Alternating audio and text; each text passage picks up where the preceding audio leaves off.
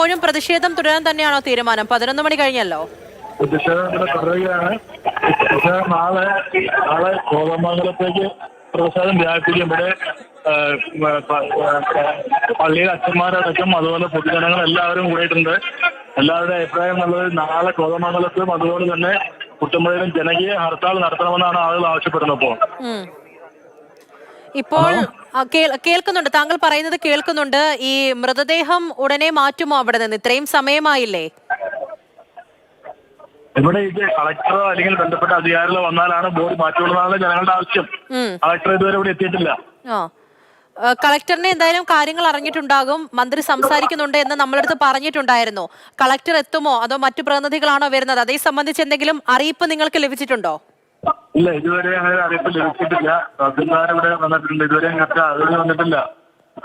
നിങ്ങളുമായിട്ട് ഇപ്പോൾ എന്തായാലും സ്വാഭാവികമായിട്ടും അവിടെ നടക്കുന്ന ഒരു പ്രതിഷേധം അവസാനിപ്പിക്കുക, മൃതദേഹം മാറ്റുക എന്ന തരത്തിലേക്ക് ചർച്ചകൾ നടക്കുമല്ലോ.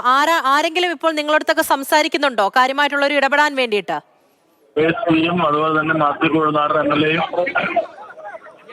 അതുപോലെ തന്നെ തഹസിൽദാരും ഒക്കെ ആയിട്ട് ചർച്ചകൾ നടക്കുന്നുണ്ട്. ഒരു റിസൾട്ട് ഫൈനൽ റിസൾട്ട് ആയിട്ടില്ല. ശരി, ഇപ്പോഴും അവിടെ പ്രതിഷേധം തുടരുകയാണ് എന്നാണ് പഞ്ചായത്ത് മെമ്പറായ ശ്രീ ജോഷി നമ്മളടുത്തിപ്പോൾ പറഞ്ഞത്. കളക്ടർ വരണം, ശാശ്വതമായ പരിഹാരം ഉണ്ടാകണം, ആ വിധത്തിൽ പലതരത്തിലുള്ള ചർച്ചകളും നടക്കുന്നുണ്ട്. പക്ഷേ കളക്ടർ വന്നതിന് ശേഷം മാത്രമേ മൃതദേഹം അവിടെ നിന്നും നീക്കം ചെയ്യുകയുള്ളൂ. ആ നിലപാടിൽ തന്നെയാണ് അവിടെയുള്ള ഓരോരുത്തരും ഇപ്പോൾ ഉറച്ചു നിൽക്കുന്നത്.